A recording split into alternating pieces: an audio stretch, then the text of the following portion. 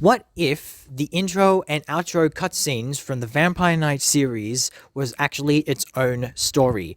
I don't know if anyone actually noticed about the introduction and outro scenes from Vampire Knight, but aside from the fact that they slap with such good music, but it kind of feels like to me that they're actually representing a new story of their own, or like a story that is like completely original, unless they're still kind of sticking to the same thing or something like that. So I'm going to just be making some quick analysis based on every single of Vampire Knight's introduction scenes, both Season 1 and Season two's intro and outro cutscenes. Starting off, of course, from the Season 1 introduction cutscene, we first off have a look at Zero Kiryu, Yuki Cross, and then of course Kaname Kuran being, transitioning from one to the other. They could basically be the introduction to each of the characters' lives, and we could make it still kind of the same, just like how they did like in Vampire Knight the original beginning scene. Since it is the beginning of episode 1, so you could probably still use some of that intro there, but make it a little bit more in depth. Then all of a sudden, just Zero out of nowhere decides to break the gate open with such a crazy strength, which can be able to apply that obviously he is going to be growing into a level E because of Shizuka, which we could basically still put that thing in here. But people would probably not know about it much, except probably for Kaname, for example, as he probably might sense it. Then, of course, we actually have the other characters like Ruka, Aido, Akatsuki, Senri, and also Rima. They just basically just go out individually here. So you could basically talk about each of the characters individually in some other sort of episode or something like that if there were to be. By the way, also, just to keep up, just remember, we're also going to try to see if we can fit it how it would be for any other kind of Vampire Knight series.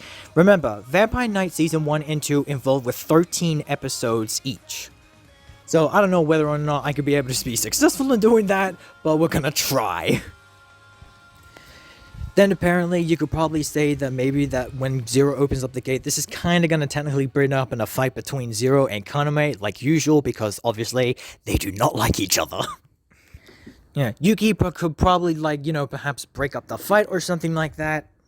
Until when he actually notices Kaname actually just rising his fingers and his eyes start glowing red, and that's when all of a sudden a vampire comes out of the ground.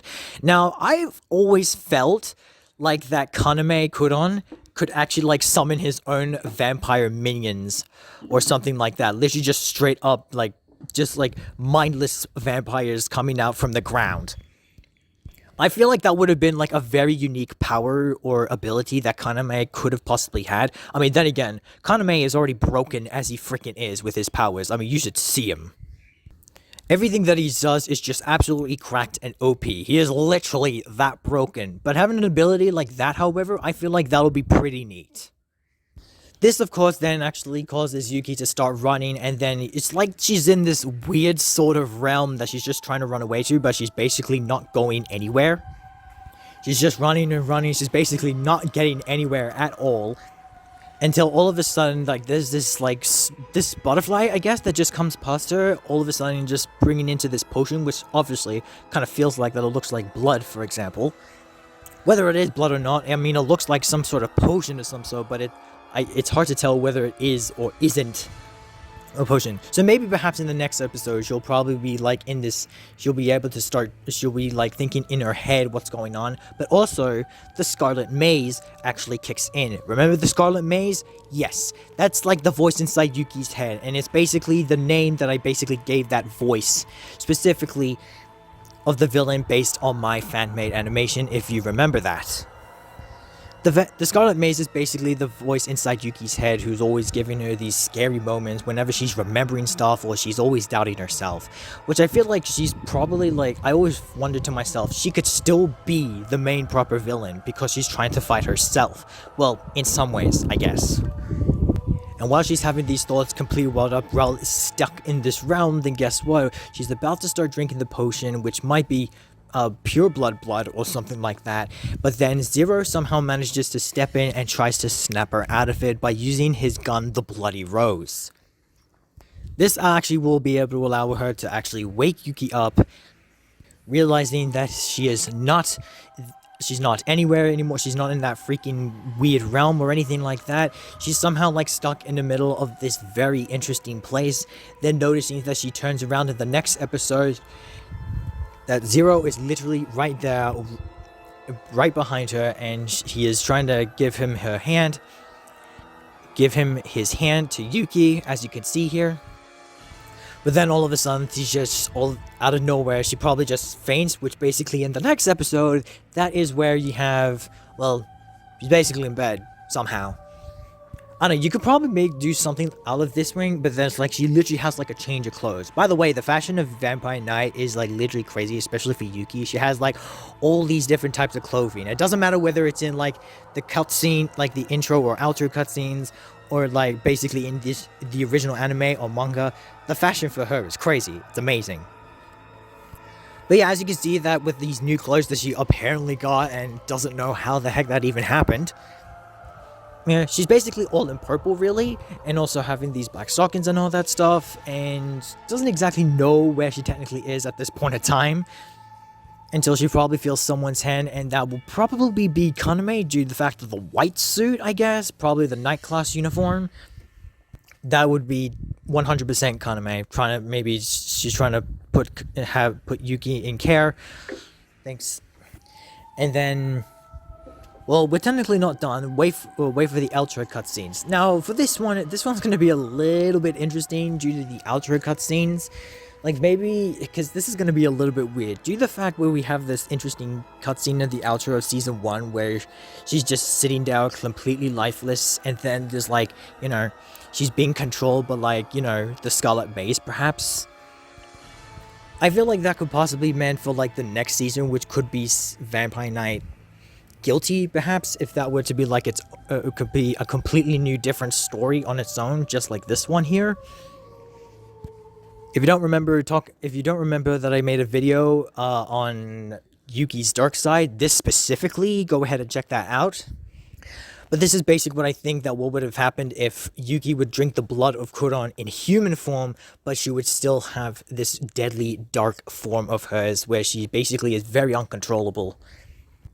Which, speaking of which, by the way, there are some other interesting things before I actually continue on to the Vampire Knight Guilty credits, is that, first off, it does sort of change a little bit depending on who you actually get to see in which character. Like, first off, for example, Maria Kurenai, who actually, I think, in one of the beginning cutscenes that she tries to, drink Yuki's blood or something? I'm assuming so.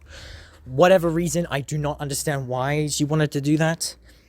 So I guess that kind of counts as its own episode as well for this in particular. And then, of course, you have Zero Kiryu, who actually then finds Shizuke Hio, which makes it into his part of the story a little bit more, you know, reasonable and a little bit more involved.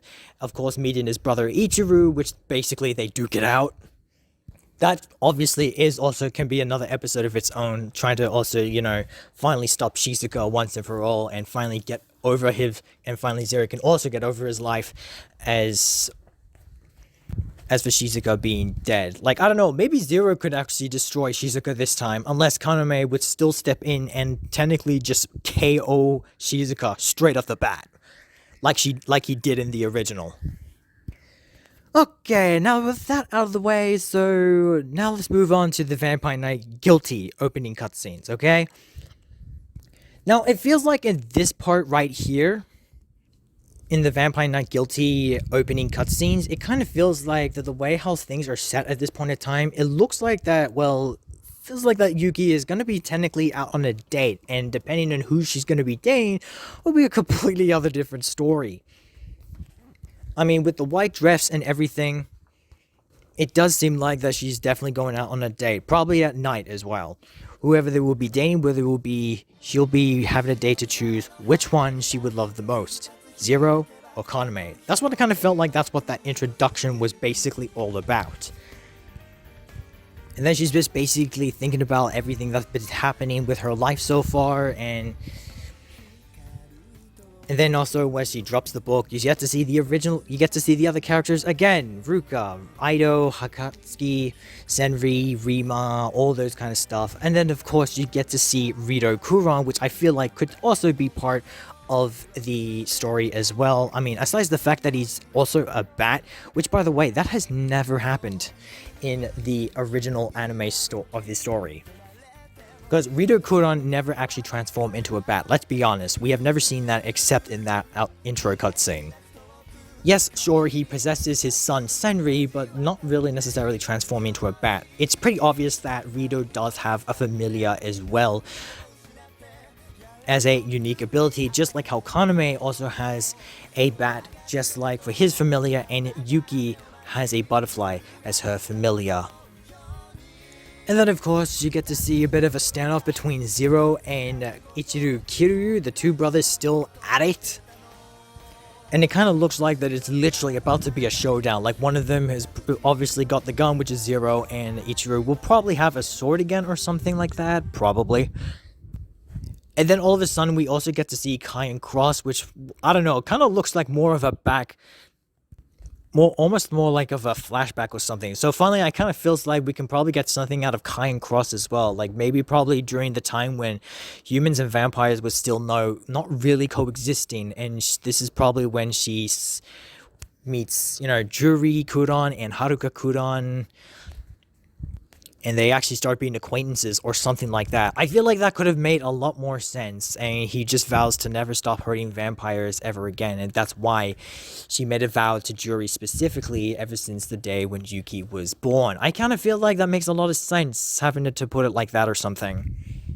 And then probably, of course, the next few episodes for this intro would obviously be when Yuki finally starts dating. Probably first it's Zero, perhaps, and then all of a sudden... But then Kaname actually pops up probably sometime later, and then this is the part when Yuki then has to choose who will she be with. And it's pretty obvious that Kaname was going to be pretty desperate. That's why he actually had out his hand first out for Yuki. And Yuki tried doing that as well, but then she hesitates. Then all of a sudden having to probably leave, and that's why she was left in this desert right here. And this is the part when we get to the outro credits for Vampire Knight Guilty. As you remember that she just basically walks around on this sandy place, just looking up at the sky, reaching out, just figuring out to find out what her answer could possibly be and who she wants to be with. And then maybe, just maybe, she might just unlock the power of the blood butterfly or something like that. I know the thing is like, she doesn't really technically get that power up until the manga, but you know what? Why not? I rather prefer that she probably just uses the butterfly wings and finally uses it to fly. Maybe to bit of a boost of confidence, if not. Also, by the way, at the end of the intro cutscenes, apparently, like, Yuki just leaves the white dress all alone in the desert with the Artemis in there. I don't understand why that is. I don't know why she would do that. It doesn't make any sense. She needs the Artemis to fight. Plus, she may probably use that dress one day. If it's still there, that is. I mean, hopefully it's tied around to that Artemis tight. Because I've always wondered to myself, like, would she ever wear that dress again if she decides to be whoever the heck she wants to be, either with Zero or Kaname? And also due to the fact that will the truth be revealed that, Kaname is, Yuki's brother or something? Unless they want to probably do, like, a whole completely other different story altogether with this sort of thing, okay? I'm just saying. But yeah, I kind of feel like that kind of wrapped things a bit. Hopefully every single one of these, hopefully like most of it makes a lot of sense while I'm trying to make this story with these intro and outro cutscenes. Because I've always wondered to myself, can they possibly make a storyline by using just these cutscenes and trying to make them like full lengthy episodes? That's what I've always kind of felt like, that I felt like that's exactly what they should have done, or something like that. Instead of just having like, I mean, the story is good regardless, even the fact that a lot of people don't like how the things even turn out, even especially in Season 2, but I've always understood it.